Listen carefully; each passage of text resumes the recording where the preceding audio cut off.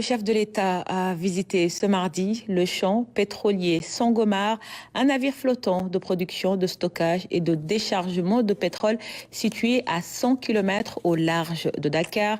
Sur place, le président Bassirou Diomaye Diakhar Faye a constaté l'état d'avancement du processus de production de la plateforme dont l'exploitation a débuté le 11 juin dernier. Le chef de l'État s'est déplacé sur la plateforme en compagnie du ministre de l'Énergie et celui des Forces armées, ainsi que les responsables de Woodside et Petrosen. Reportage de Marnig. On atteint le bateau flottant au bout de 2h30 en bateau. Voici le FPSO Léopold Sédar Senghor, du nom du champ pétrolier Sangomar, situé à 100 km au large de Dakar. Le président de la République, Bassirou Diomaye Faye, y arrive par la voie aérienne.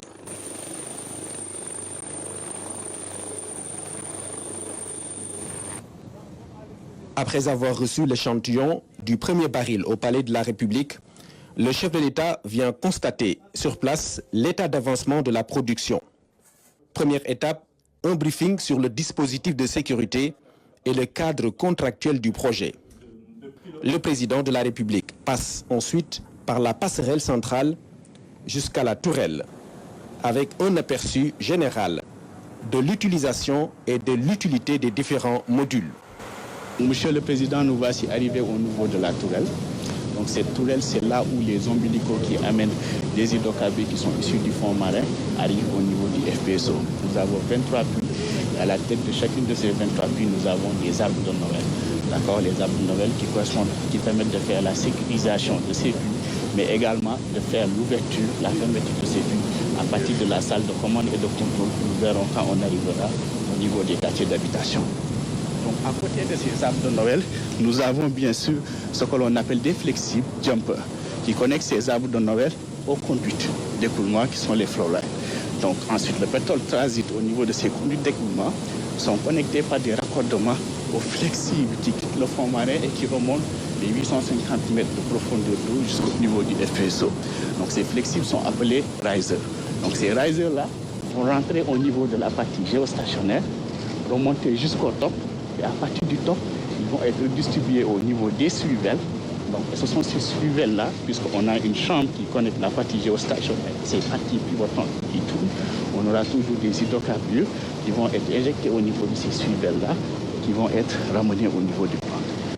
Avec les puits reliés à la tourelle, le brut obtenu est un mélange composé d'huile, d'eau et de gaz.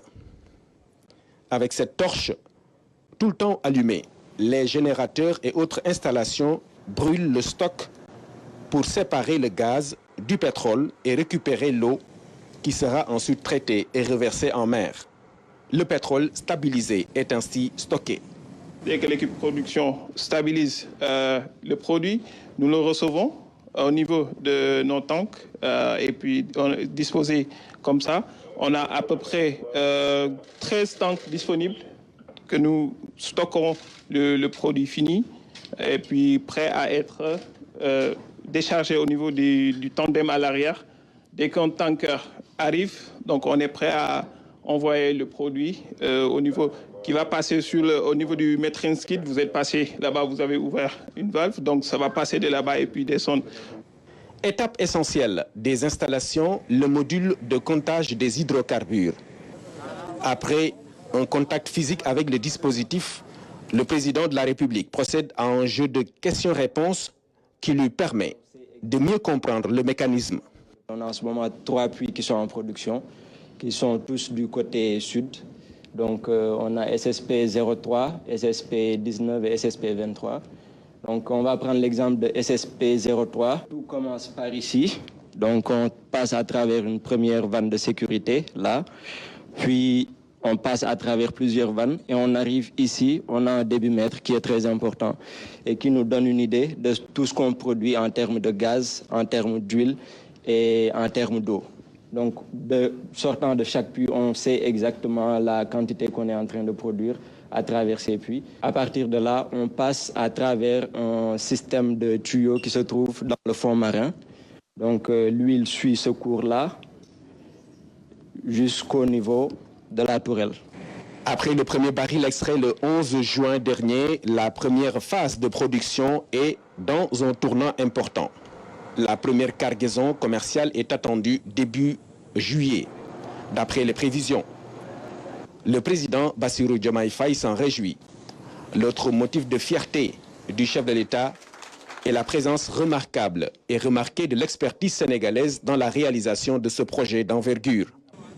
Des jeunes dévoués et engagés qu'il a félicités et encouragés au nom de la nation sénégalaise.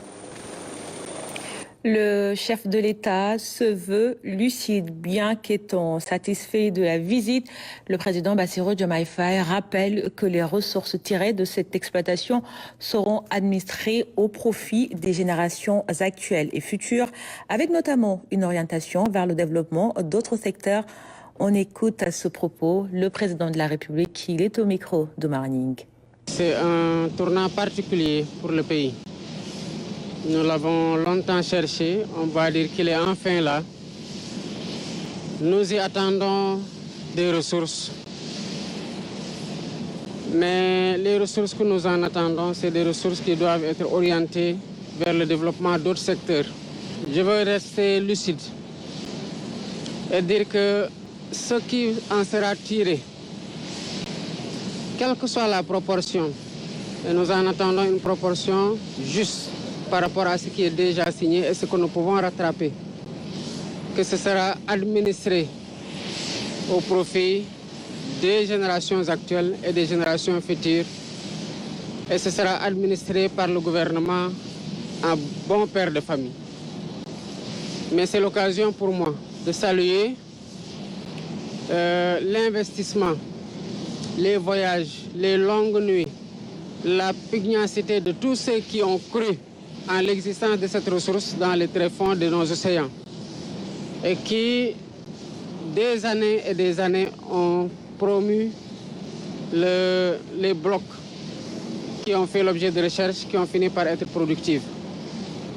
Et saluer après eux les générations qui ont la charge de prendre le flambeau à partir de la production, de l'exploitation, qui doivent veiller sur les intérêts du Sénégal, sur ces plateformes et sur d'autres plateformes, et sur ceux qui doivent administrer la ressource, quel que soit le niveau de responsabilité et d'intervention de ces personnes-là.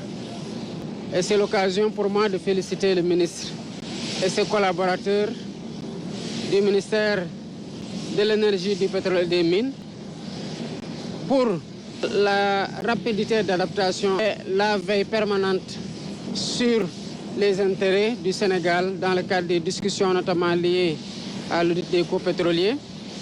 Et féliciter le partenaire Woodside qui a fait cet investissement-là qui est important, qui doit en attendre le juste retour comme le peuple sénégalais est en droit d'en attendre, de tirer le meilleur profit.